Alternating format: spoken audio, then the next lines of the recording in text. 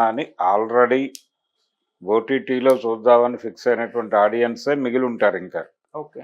So ఇప్పుడు వీళ్ళు reload చేసినప్పటికీ హ్మ్. ఆడియన్స్లో థియేటర్ సీన్స్తోనే ఒక హీరోకి సంబంధించి ఒక 10 సంవత్సరాల స్పాన్లో ఆయన చేసినటువంటి సినిమాల్లో డిలీట్ అయిన సీన్లన్నీ కలిపి ఒక సినిమాగా తయారు చేసి రిలీజ్ చేసి సొమ్ము చేసుకున్న సందర్భం కూడా ఒకటి ఉంది భారతదేశంలో. ఎంజి రామచంద్రన్ గారు చనిపోయిన తర్వాత ఆయన నటించినటువంటి సినిమాల్లో ఎడిటింగ్లో తీసేసిన సీన్స్ అన్నీ కలిపి ఒక కొత్త కథ తయారు చేసి సినిమాగా రిలీజ్ చేసి సొమ్ము చేసుకున్నటువంటి సందర్భం కూడా చూసాం మనం. ఓకే. కాబట్టి ఇలా రకరకాల ప్రయత్నాలు జనాల్ని థియేటర్లకు రప్పించడానికి తక్కు టమార గజకర్ణ గోకర్ణ విద్యలన్నీ ప్రదర్శిస్తారు. అదే ఇది అందులో భాగమే ఇప్పుడు ఈ పుష్ప రీలోడ్. అంటే ఇది ఓటీటీకి వెళ్ళటానికి ఇంకా టైం ఉంది. ఆ గ్యాప్లో థియేటర్లను ఎంగేజ్ చేయడం కోసం ఈ కార్యక్రమం ఇదొక అట్రాక్షన్.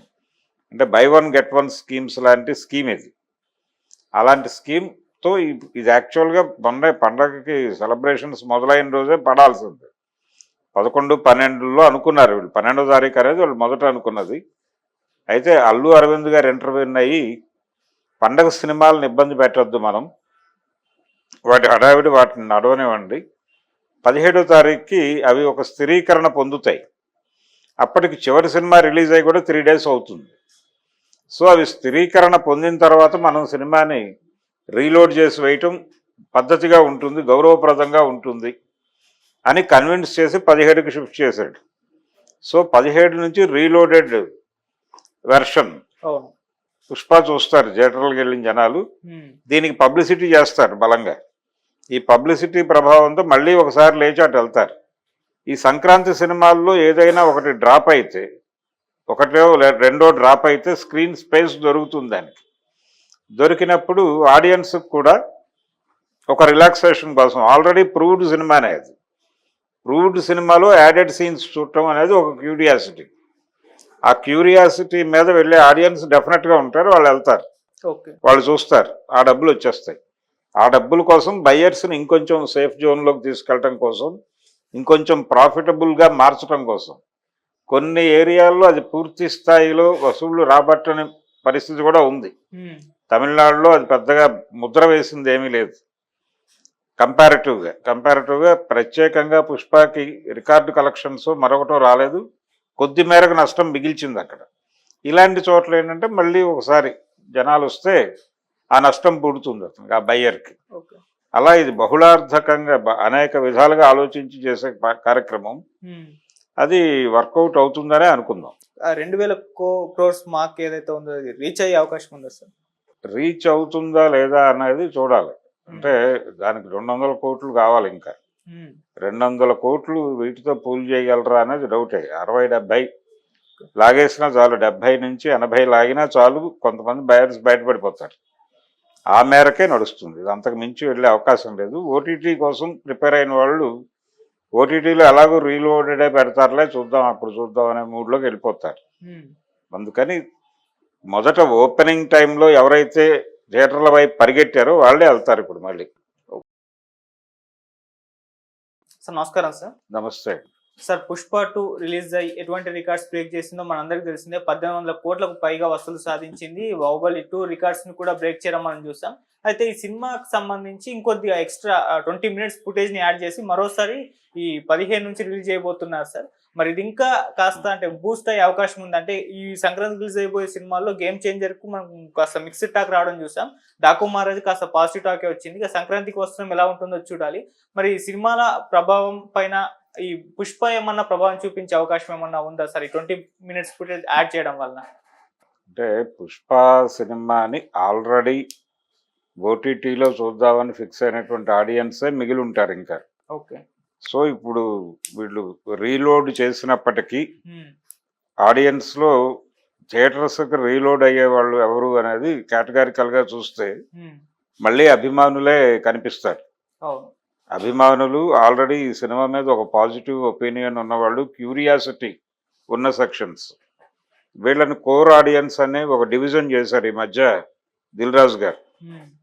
ఆ కోర్ ఆడియన్స్ మళ్ళీ థియేటర్కి వెళ్ళి సినిమా చూసే ఛాన్స్ ఉంది. కానీ మెజారిటీ స్క్రీన్స్లో ఇప్పుడు కొత్త సినిమాలు ఆడేస్తున్నాయి. అవును. పుష్పకి మినిమం స్క్రీన్స్ ఉన్నాయి అంతే. ఆ మినిమం స్క్రీన్స్ ఇక్కడ మనకి తెలుగు రాష్ట్రాల్లో కనిపిస్తున్నాయి. హిందీ బెల్ట్లో కొంచెం బెటర్గానే ఉంది. దీన్ని హిందీ బెల్ట్లో కూడా రీలోడ్ చేస్తున్నారు. ఇది తెలుగు రాష్ట్రాల్లో ప్రభావం కంటే కూడా హిందీ బెల్ట్లో ప్రభావం ఎక్కువ వేస్తుంది అనేది వాళ్ళ అంచనా. ఆ అంచనాతోనే చేస్తున్నారు. ఇక్కడ పెద్దగా ప్రభావం వేస్తుందని వాళ్ళు అనుకోవడం లేదు. వస్తే వచ్చింది అంటే ఎంత వచ్చినా వచ్చినట్టే. ఈ ప్రయత్నాలు జనరల్గానే చేస్తారు. చాలా కాలం నుంచి ఉంది ఇది. ఇలా రీలోడ్ చేయటం అనేది సినిమా రిలీజ్ అయిపోయిన తర్వాత కరెక్షన్స్ చేయటం అనే కార్యక్రమం ఇండస్ట్రీ చేస్తుంది. దాంతోపాటు కొంత టైం గడిచిపోయిన తర్వాత సినిమా నడక అయిపోయిన తర్వాత కొంచెం తగ్గుతోంది క్రౌడ్ అనుకున్నప్పుడు ఇలాంటివి కొన్ని కలిపి సినిమాని మళ్ళీ రీలోడ్ చేయటం అనేది కూడా మనకి సాంప్రదాయంగా వస్తున్నది. గతంలో ఏం చేసేవాళ్ళు అంటే 100 days దాటిపోయిన తర్వాత ఏ 125 డేనో కొంచెం కలెక్షన్స్ డౌన్ అవుతూ ఉండేవి. అంటే థియేటర్ల రెంట్ రాని పరిస్థితికి కూడా వెళ్ళేవి. ఆ కండిషన్కి వెళ్లకుండా మళ్ళీ బూస్ట్ చేసి 150 దాకా నడిపించడానికి 175 days టార్గెట్గా నడిచేవి ఆ రోజుల్లో సినిమాలు. నడిచేటప్పుడు వీళ్ళు ఏం చేసేవాళ్ళు అంటే శతదినోత్సవం జరిగేది కదా, ఈ శతదినోత్సవం మొత్తాన్ని షూట్ చేసి ఎవరెవరు ఏం మాట్లాడారు అదంతా ఒక 2-3 రీళ్లు చేసి ఆ 2 రీళ్లని యాడ్ చేసి పోస్టర్ వేసేవాళ్ళు. శతదినోత్సవ రీలు ప్రత్యేకంగా ప్రదర్శితం అవుతుంది ఈ సినిమా ఆడుతున్నటువంటి థియేటర్లో అనగానే అది చూడటానికి వెళ్ళేవాళ్ళు. ఈ 100 days ఫంక్షన్ ఎలా జరిగిందో చూడటానికి సాధారణ ప్రేక్షకులు కూడా మళ్ళీ వెళ్ళేవాళ్ళు థియేటర్కి. సో అదొక అదనపు క్రౌడ్ని రాబట్టేది, అదొక అదనపు కలెక్షన్. కొన్ని సందర్భాల్లో ఏం చేసేవాళ్ళు అంటే సినిమా షూటింగ్ టైంలోనే తీసినటువంటి కొన్ని పాటలు హోల్డ్ చేసి కొంత జనాలు తగ్గుతున్నారు అనుకున్నప్పుడు అంటే కంటెంట్ని ఇబ్బంది పెట్టేటువంటి కొన్ని పాటలు కొన్ని సన్నివేశాలు తీసేస్తారు. తీసిన తర్వాత సినిమా రిలీజ్కి ముందు ట్రిమ్మింగ్లో కూర్చున్నప్పుడు ఇవి కొంచెం నడకకి అడ్డుపడతాయి అనుకుని పక్కన పెడతారు. ఈ పక్కన పెట్టినవి మళ్ళీ కలుపుతారు.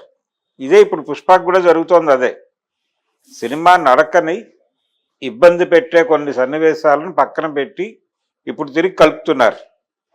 సర్దార్ పాపారాయుడు సినిమాకి జరిగింది అలాగే. సర్దార్ పాపారాయుడు సినిమా నడకకి అందులో ఒక పాట ఇబ్బంది పెడుతుంది అని తీస్తారు. చాలా ఎమోషనల్గా నడుస్తుంది సెకండ్ హాఫ్ అంతా. ఆయన స్వతంత్ర సమర యోధుడు జైలు నుంచి బయటకు వచ్చి తన క్యారెక్టర్ అసాసిన్ చేసిన వాళ్ళని టార్గెట్ చేసి పగ తీర్చుకునేటువంటి కార్యక్రమంలో ఎన్టీఆర్ క్యారెక్టర్ నడుస్తూ ఉంటుంది. ఆ టైంలో ఐటెం సాంగ్ అవసరం అనే ఉద్దేశంతో తీస్తారు. క్రాంతి కుమార్ గారు నడకని ఇబ్బంది పెడుతుంది, ఇది ఆ ఎమోషన్ అలా క్యారీ అవ్వటం మంచిది అనడంతో ఆ పాట తీసి పక్కన పెట్టారు. సినిమా 100 days కంప్లీట్ అయిపోయిన తర్వాత ఈ శతదినోత్సవ రీలు కలిపారు. దాంతోపాటు ఇంకొంచెం లాగటానికి ఆ కట్ చేసిన ఐటమ్ సాంగ్ని మళ్ళీ కలిపి మళ్ళీ పోస్టర్లు వేసారు. జనాలు వెళ్ళారు అది చూడటానికి. జ్యోతిలక్ష్మి చీర కట్టింది అనే పాట ప్రత్యేకంగా ప్రదర్శించబడును అని పోస్టర్లు వేస్తే అది చూడటానికి వెళ్ళిన జనాలు ఉన్నారు, ఎక్కడ ప్లేస్ చేశారు అని.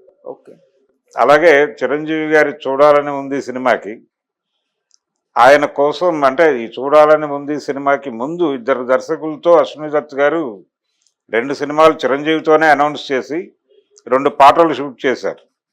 ఒకటేమో రామ్ గోపాల్ వర్మ చిరంజీవి కాంబోలో ఒక సినిమా అనౌన్స్ చేసి శ్రీలంకలో ఊర్మిళ చిరంజీవుల మీద ఒక పాట షూట్ చేశారు. అది మణిశర్మ గారు మ్యూజిక్ చేసిన మొదటి పాట. యాక్చువల్గా అది మొదటి సినిమా అయి ఉండాలి ఆయనకి. ఆ సినిమా వర్కౌట్ కాకపోవడంతో అది జరగల. ఆ పాట మాత్రం షూట్ అయింది. ఆ పాటను ఎడిట్ చేసి 100 days తర్వాత ఇందులో వాడారు.